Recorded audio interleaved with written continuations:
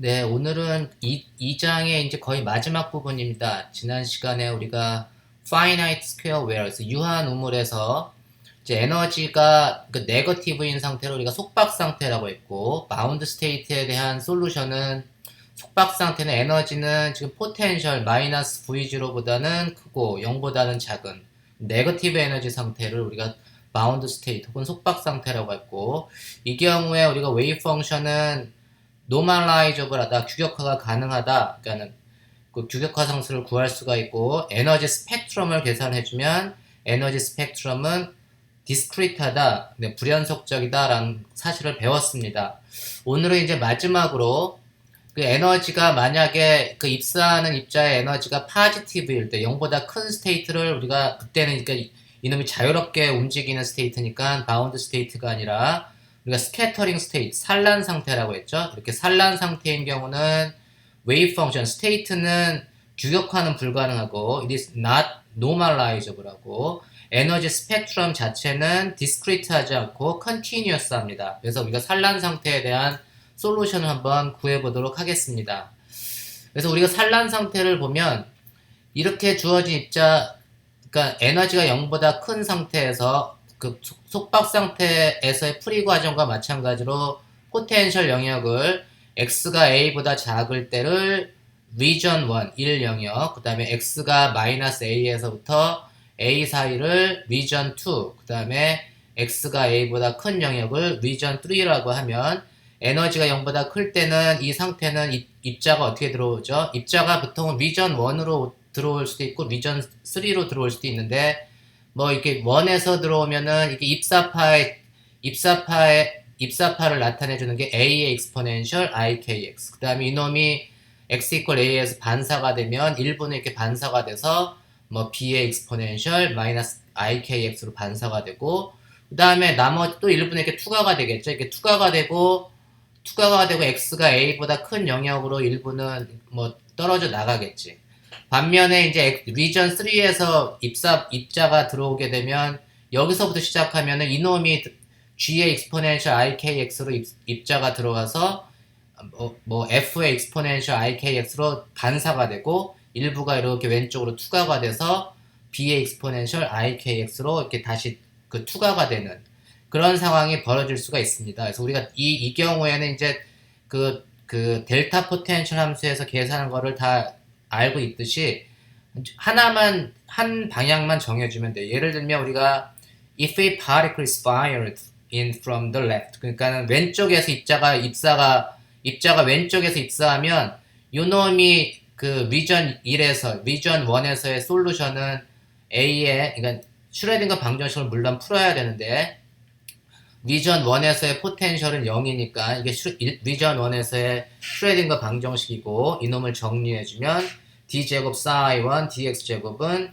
k제곱의 psi1이 되고 이때 k제곱이 뭐죠? k제곱은 스퀘어 루트 h바분의 스퀘어 루트 2m이 그렇게 되겠죠. 뭐 그래서 그거의 제너럴 솔루션이 오른쪽으로 진행하는 파 a exponential ikx, 그 다음에 왼쪽으로 진행하는 파 exponential 마이너스 ikx의 선형조합으로 주어진다. 이게 이제 가장 제너럴 솔루션입니다. 그래서 입자가 왼쪽에서 입사를 할 때는 리전 1에서의 솔루션은 오른쪽으로 진행하는 파와 입사파와 반사파의 그 리니어 컨비네이션, 중첩된 상태로 주어지고, 그 다음에는 이게 알면 이제 리전 3는 어떻게 되는 거죠? G의 exponential IKX는 없겠죠. 그냥 쭉 리전 3로 그냥 투과해서 가면 리전 3의 솔루션은 F의 exponential IKX 투과파밖에 없을 거예요. 그래서 이 경우에는 A를 포함한 항은 입사파, B를 포함한 항은 반사파, 그 다음에 여기 F를 포함하는 항은 투과파 이렇게 됩니다. 그렇죠? 그 다음에 얘가 이제 리전 2로 가게 되면 에너지는 이때는 그 슈레딩거 방정식이 어떻게 되죠? 포텐셜이 마이너스 V0가 존재하니까 이놈하고 리전 1과 그 방정식은 똑같은데 왼쪽에 마이너스 V0에 싸이를 오른쪽으로 넘겨주면 그게 이제 오른쪽이 2 플러스 V0가 되고, 내가 그걸 L 제곱이라고 하면 L이라고 하는 건 H바의 스퀘어 루트 2m2가 아니라 2 플러스 요만큼의 마이너스 V0를 빼준 거. 그래서 E 플러스 V0가 되겠고, 보통 이제 우리가 왼쪽 바운더리가 없는 양끝 엔드 포인트 리전은 자유롭게 움직이는 입자의 파동 방정식은 파동 함수는 지수 함수로 exponential ikx로 주어지고, 여기도 마찬가지로 리전 2도 자유 입자의 솔루션이지만, 이 경우에는 보통 이제 어떤 리전 안에 confined 돼 있기 때문에, 이런 경우는 exponential 함수, 지수 함수를 쓰기보다는 sin 함수와 cosine 함수의 리니어 컨비네이션을 써주는 게 가장 그냥 일반적인 컨벤션이에요. 그렇게 하면 문제를 푸는 게 훨씬 더 편리하니까 사람들이 그렇게 많이 쓰고 있습니다. 그래서 우리가 그냥 이러한 상황에서는 그림을 그리고 입자가 왼쪽에서 입사하는지 아니면 오른쪽에서 입사하는지를 여러분들이 이제 정해주면, 그러면 이렇게 우리가 제너럴솔 일반해를 우리가 구해줄 수가 있습니다. 그래서 이 경우는 이제 입자가 왼쪽에서 입사하는 경우라고 우리가 가정을 하고, 그리고 솔루션을 구한 겁니다. 그러면 이렇게 이제 솔루션을 구하면 여전히 그 스캐터링 스테이트도 우리가 이제 x가 a보다 작은 영역은 a exponential ikx 더하기 b exponential 마이너스 ikx, 그 다음에 x가 마이너스 a에서부터 a 영역은 c sin lx 플러스 d cosine lx, x가 a보다 이거 a보다 큰 영역이 돼야 되겠죠. 이거 a보다 큰 영역이 되면, 이거 잘못 썼습니다. 내가 요거를 x는 a보다 큰 영역이 되면,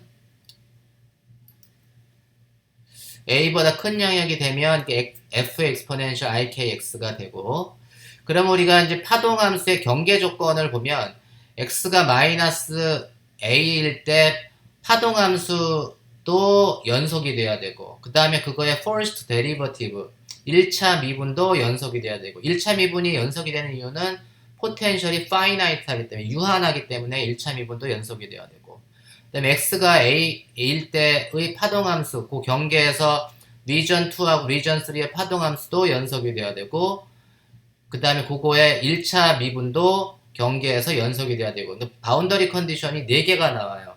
그죠? 바운더리 컨디션이 파동함수와 그 1차 미분의 그 연속 조건에서 4개의 바운더리 컨디션이 나오는데, 우리가 파동함수를 보면 미지수가 몇 개죠? 계산해야 될 미지수가 A, B, C, D, F 5개의 미지수가 있는데, 그 미지수를 얻기 위한 방정식은 4개밖에 없잖아요. 우리가 쓸 수 있는 방정식은 4개밖에 없으니까 이 문제는 그 파동함수 자체를 계산을 해줄 수가 없어요. 왜냐하면 다 정해줄 수가, A, B, C, D, F를 다 계산해줄 수가 없습니다. 그래서 어떻게 했죠? 대신에 우리가 각각의 코에피션트를 다 계산할 만큼의 경계 조건이 그 방정식이 존재하지 않기 때문에, 우리가 그 레이쇼, 그 코에피션트의 이 개수의 비례 관계식 정도만 우리가 계산을 했죠.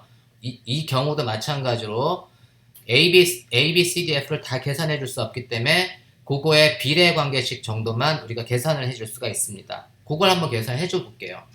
그럼 x가 마이너스 a일 때는 이 파동함수하고 요 파동함수가 경계에서 연속이 돼야 되겠죠. 그래서 a의 exponential ika 더하기 b의 exponential ik 마이너스 a 더하기 b exponential 마이너스 ik 마이너스 a, 그러니까 이게 부호가 바뀌고, 이거는 c sin l 마이너스 a니까 sin은 기함수니까 마이너스 sin 마이너스 a는 그냥 마이너스를 오버롤로 바깥으로 빼주면 되고, 코사인은 우함수니까 더하기 d의 코사인 LA 이렇게 될 수 있습니다. 그죠?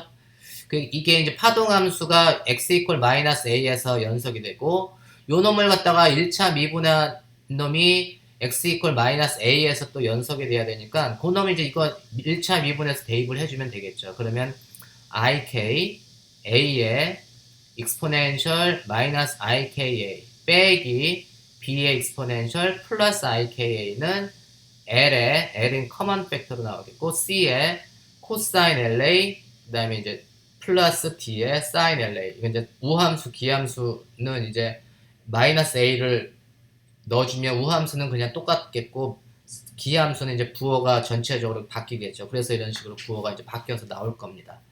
이건 여러분들이 쉽게 체크해 볼 수 있고, 마찬가지로 x가 a일 때는 c sin LA 플러스 d 코사인 LA는 f 익스포넨셜 IKA 뭐 이렇게 되겠고, 그놈을 1차 미분해 준 놈은 L의 c 코사인 LA 마이너스 d의 sin LA는 IKF 익스포넨셜 IKA 이렇게 4개의 방정식이 나옵니다. 제가 이거를 연립해가지고 푸는데, 연립해서 푸는 거를 여기서 뭐 할 필요는 없고 여러분들이 해야죠. 이건 여러분들이 하면 되는데, 이거는 이제 먼저 저 같으면 이렇게 하겠어요.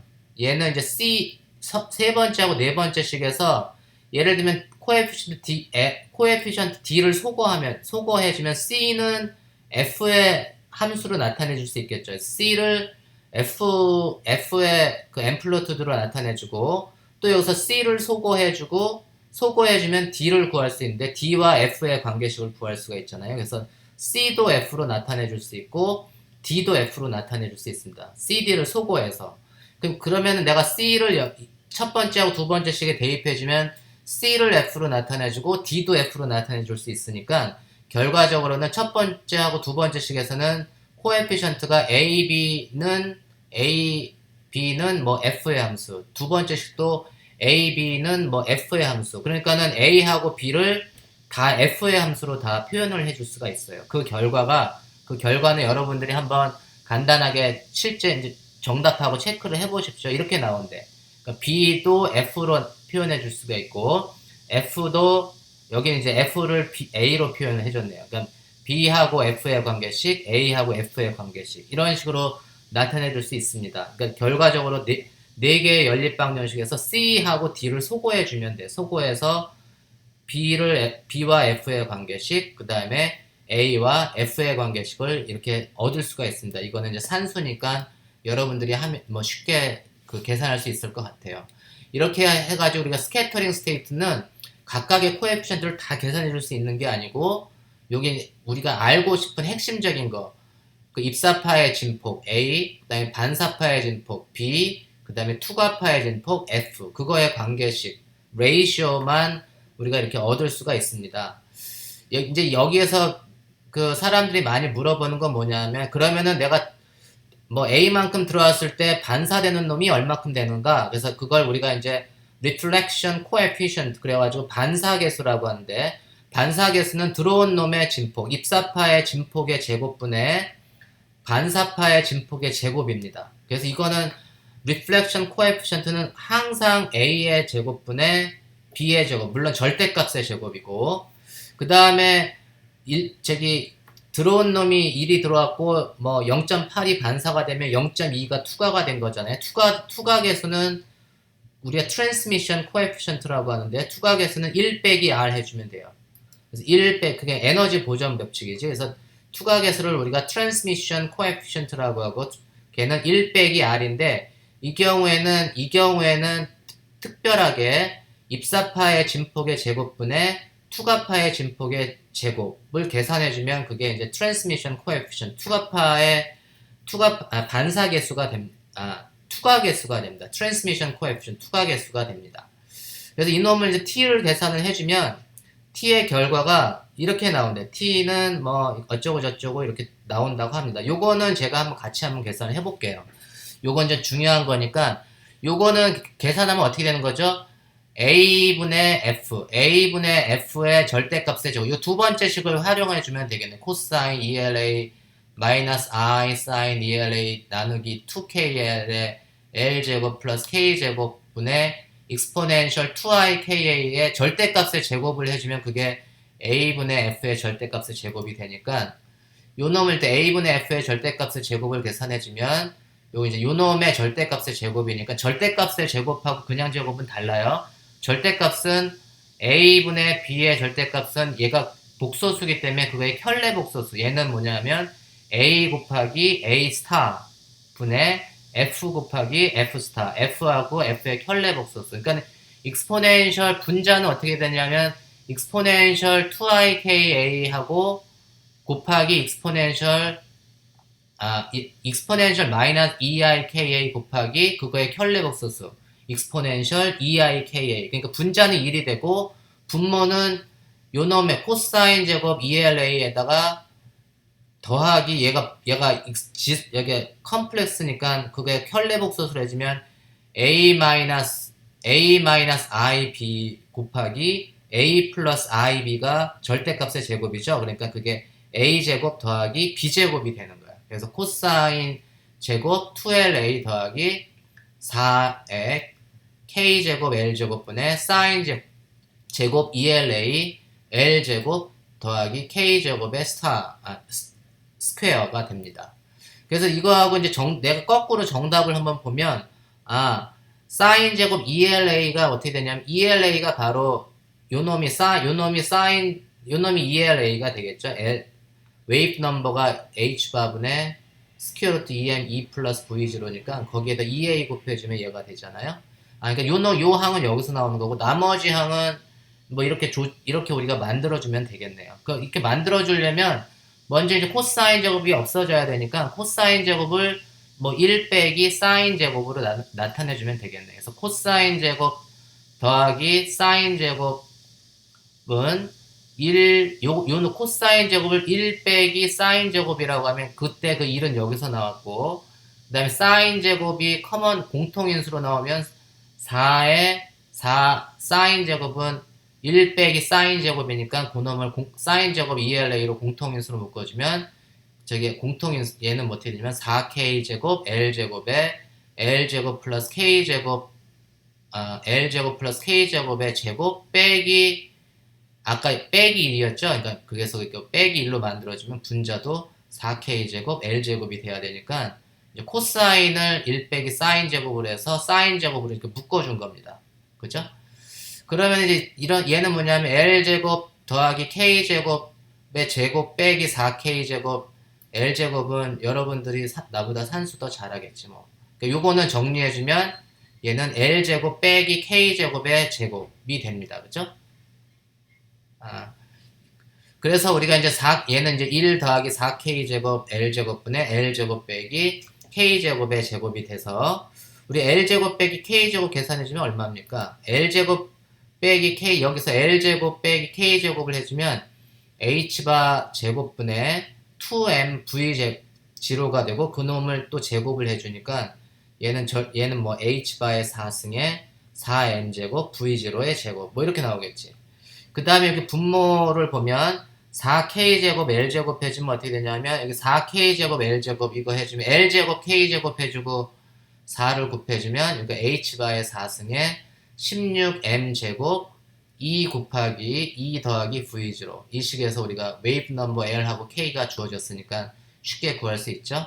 그래서 요 놈을 위식에서 아래식으로 나눠주면 그 값이 바로 4E times 2 플러스 V0분의 V0의 제곱 요게 이렇게 나오는 걸 여러분들이 이제 쉽게 볼 수가 있습니다. 그래서 우리가 트랜스미션 코에피션트를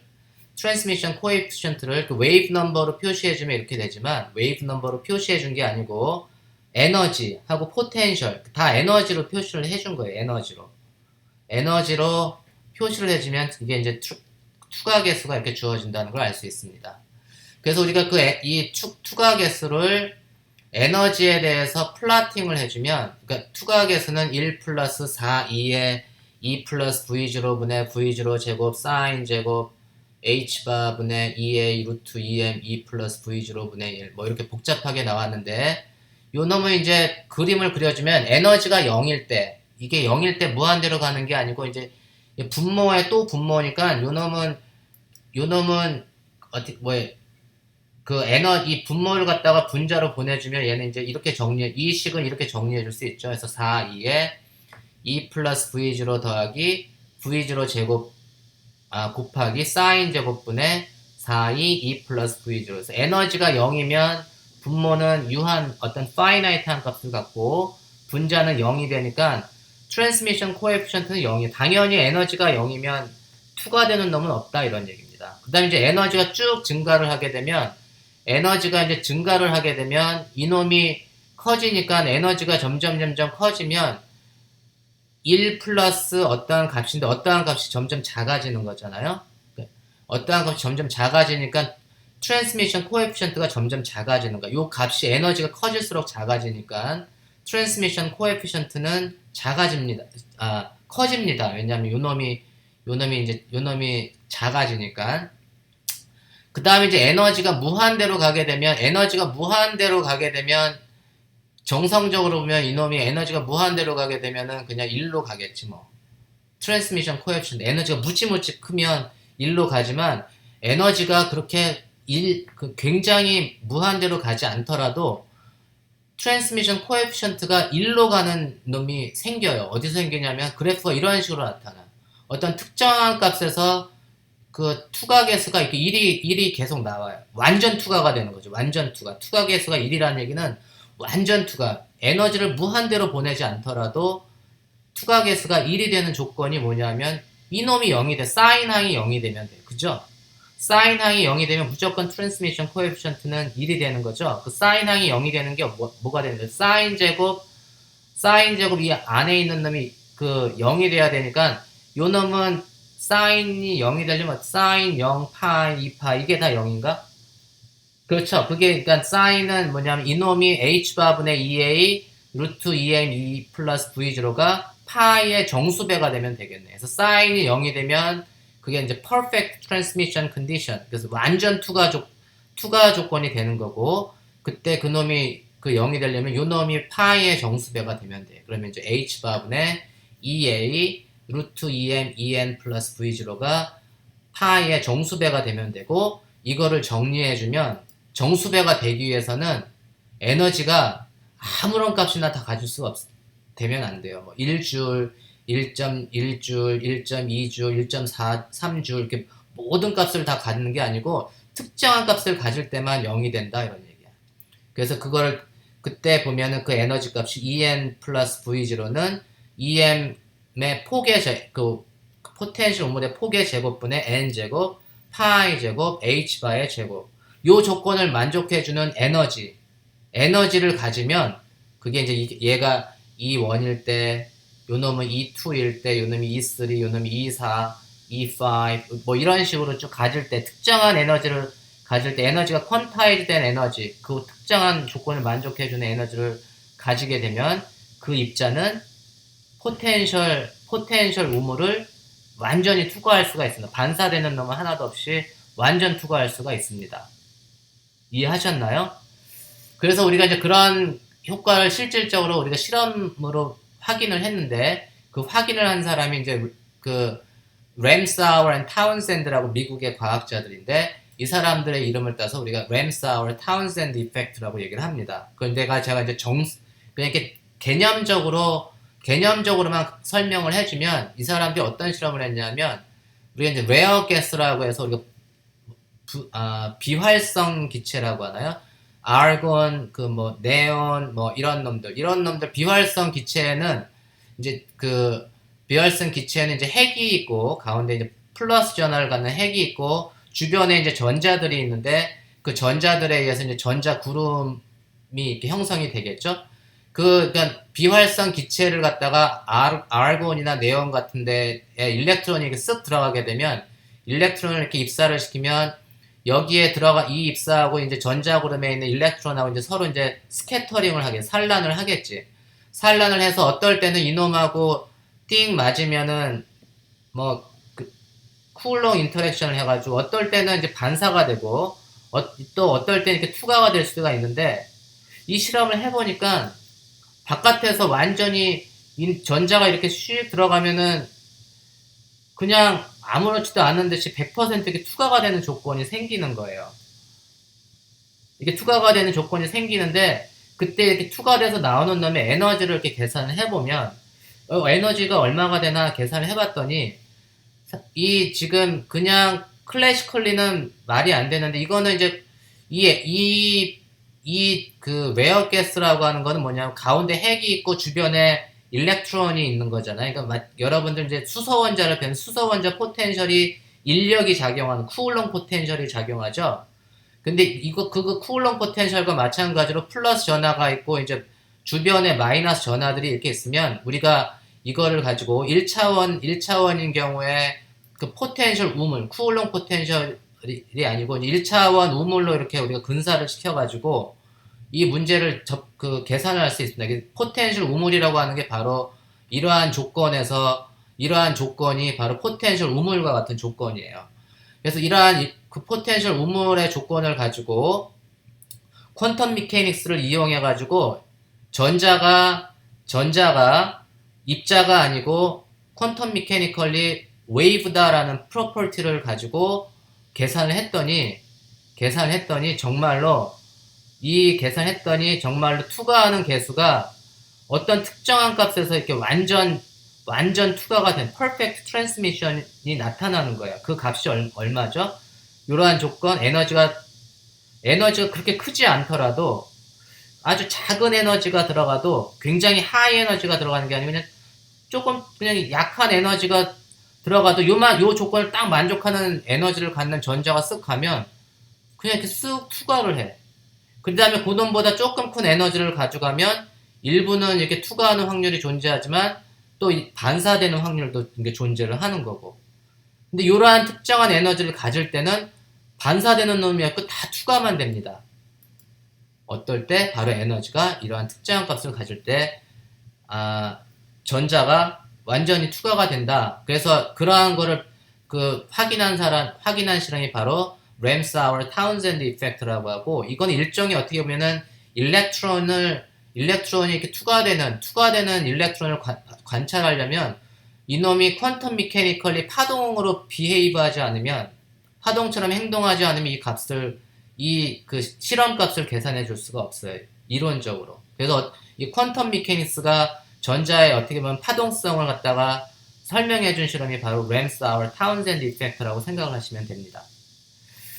그리고 이제 마지막으로 이제 포텐셜 스텝을 하나 보고 갈게요. 포텐셜 스텝은 포텐셜이 계단처럼 된 거예요. 영역 1은 포텐셜이 0이고 x가 0보다 작은 영역에서는 포텐셜이 0이고 x가 0보다 큰 영역에서는 그냥 완전히 컨스탄트한 포텐셜이 쭉 이어진, 그냥 무한 계단으로 이렇게 쭉 이어진 거를 갖다가 우리가 포텐셜 스텝이라고 얘기해. 스텝 포텐셜인 경우에 입자가 0보다 큰 입자, 포텐셜보다 큰 입자, 이 포텐셜보다 에너지가 큰 입자가 왼쪽에서 입사를 할 때 우리가 반사계수하고 투과계수를 구하시오. 이런 문제는 너무 자주 나오는 문제잖아요.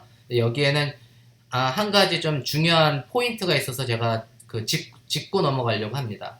그래서 만약에 그림과 같이 어떤 입자가 왼쪽에서 이렇게 입사를 하는 경우에 영역 1에서는 포텐셜이 0이니까 이때 이 영역 1에서의 파동 방정식으로부터 슈레딩거 방정식으로부터 해를 구하면 어떻게 되죠? 영역 1에서는 입사파가 있고 a exponential i k1x라고 쓸게요. 그다음에 플러스 b exponential 마이너스 i kx k1x. 그러니까 얘는 입사파가 있고 반사파가 있겠고, 그때 웨이브 넘버를 k1은 h바분의 스퀘어 루트 2m을 k1이라고 내가 정의를 할게요. 아까는 포텐셜 웰 같은 경우는 그냥 k라고 그냥 썼지만 여기서는 k1이라고 썼고, 그럼 이놈이 이제 포텐셜 영역 2로 가게 되면은 이렇게 통과를 할 거 아니에요? 그럼 투과파의 파동함수는 어떻게 되죠? psi 2는 f의 exponential i의 k2x. 그리고 이때 k2는 k1하고 달라요. 왜냐하면 여기서는 에너지, k라고 하는 거는 이 포텐셜이 여기서는 0이고 여기서는 v0잖아요. 그러니까 여기서의 k는 2 빼기 v0가 웨이브 넘버가 돼요. 영역 2에서의 웨이브 넘버가 돼야 됩니다. 그래서 우리가 영역 2에서의 파동 함수는 f exponential i k2x가 되는 겁니다. 이해하셨죠?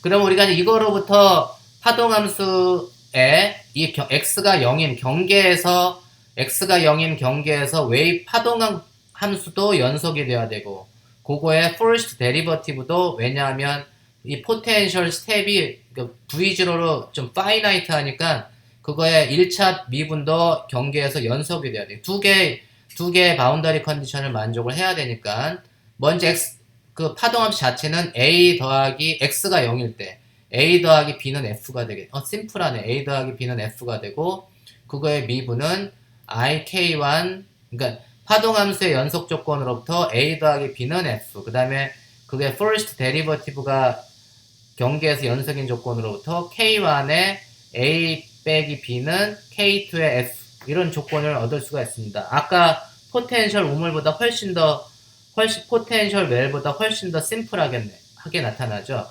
그래서 이 두 식을 이제 방정식을 연립해서 풀면 A하고 B를 레이쇼를 얻을 수가 있는데 우리가 그때 이제 반사계수는 어떻게 되죠? 반사계수하고 투가계수를 구하시오. 그러면 반사계수는 A 입사파의 진폭의 제곱분의 반사파의 진폭의 제곱. 그거 계산해주면 뭐 여러분 쉽게 계산해줄 수 있어요. 그러면 그거는 K1 더하기 K2의 제곱분의 K1 마이너스 K2의 제곱이 나옵니다. 이게 반사계수가 되는 거예요. 그리고 그걸 뭐 에너지로 표현해라. 그러면 이게 에너지를 대입해서 해주면 되고 요 놈은 내가 1 빼기 요 놈을 1 빼기 어떤 something으로 나타내주면 요 놈은 1 빼기 K1 더하기 K2 제곱분의 4K1 K2가 됩니다. 그럼 이 얘기는 뭐죠? 1 빼기 요 놈이 뭘까? 요 놈이 바로 투가계수가 되겠죠. 그럼 R 더하기 T는 항상 1이 돼야 에너지 보존 법칙이 투가계수 더하기 반사계수는 항상 1이 돼야 되는데 반사계수로부터 우리가 투가계수를 그냥 직접 계산해 줄 수 있어요. 그러니까 여러분들 투가계수를 계산할 때 가장 안전한 방법은 그냥 반사계수를 계산하고 그 다음에 투가계수는 1 빼기 R을 해주면 됩니다. 그래서 우리가 투가계수를 계산해주면 이게 투가계수가 돼야 되는데 우리가 지난 시간 조금 전에 포텐셜 웰에서 그냥 투가계수를 그냥 A분의 F의 제곱 이런 식으로 막 그냥 써주면 A분의 F의 제곱을 계산해주면 A분의 F의 제곱은 K1 더하기 K2의 제곱분의 4K1 제곱밖에 안 나와요. 이 4K1, K2 값이 안 나와. A분의 F의 제곱은. 그러면 우리가 이놈은 투가계수라고 얘기할 수 있나요? 이놈은 투가계수가 아니에요. 투가계수는 요놈이 투가계수가 돼야 됩니다. 왜냐하면 1 플러스 R 더하기 T가 1이기 때문에. 그럼 어디서 차이가 나느냐? 얘는 보면 투가계수는 1 빼기 R이 돼야 되고 그 값은 K1 더하기 K2 제곱분의 4K1 K2가 되는데 그놈을 A분의 F의 제곱하고 비교를 해보면 얘는 투가계수는 K1분의 K2 곱하기 A분의 F의 절대값의 제곱이 됩니다. 그래야지 같아. 그러면 이제 이게 같은 식이 되는 거예요. 그러면 투가계수가 아까 A분의 F의 제곱으로 내가 쓸 수 있었던 건 어떻게 된 거죠? K1하고 K2가 같으면 우리가 투가계수를 A분의 F의 제곱이라고 정의해 줄 수가 있어요. 근데 아까는 포텐셜 우물이 영역 1하고 영역 3에서의 포텐셜이 같았잖아요. 그 웨이브 넘버가 같았어. 파수가 같았는데 이 경우는 지금 그 경계에서 반사되는 영역하고 투과되는 영역의 웨이브 넘버가 달라요. 하나는 이쪽 영역에서는 영역 1에서는 K1을 갖고 영역 2에서는 K2를 같아. 그래서 반사계수는 언제나 똑같이 입사파하고 투과파의 웨이브 넘버는 항상 같아요. 왜냐하면 같은 영역에서 입사가 되고 반사가 되어야 되니까. 하지만 투과계수를 계산할 때는 투과되는 영역에서의 파수, 웨이브 넘버, 에너지하고 입사되는 영역의 에너지가 이렇게 서로 다를 수가 있습니다. 포텐셜 스텝처럼. 그럴 경우에는 그 투과계수는 A분의 F의 제곱이라고 하면 안 되고 투과계수는 K1 입사파의 웨이브 넘버분의 투과파의 웨이브 넘버를 B 요거를 곱해줘야지 A분의 F 제곱에 곱해줘야지 진정한 투과계수가 되는 거예요. 그러니까 여러분들이 투과계수를 그냥 A분의 F의 제곱이라고 막 외우지 말고 반사계수는 무조건 A분의 B의 제곱이라고 외워도 돼. 근데 투과계수는 A분의 F 제곱이라고 외우면 안 됩니다. 그러니까 반사계수 그래서 제일 가장 안전한 방법은 이렇게 포텐셜 스텝처럼 그 영역 1하고 영역 2에서 에너지가 다를 때는 투과계수를 실수할 수 있으니까 투과계수를 구해라 하면 항상 반사계수를 먼저 구하고 그냥 1 빼기 반사계수를 해주면 그게 투과계수가 된다는 걸 여러분들이 명심하시기 바랍니다. 이게 가장 중요한 오늘의 핵심 내용 중에 하나예요. 그럼 이것으로 제가 2장을 정리하도록 하겠습니다.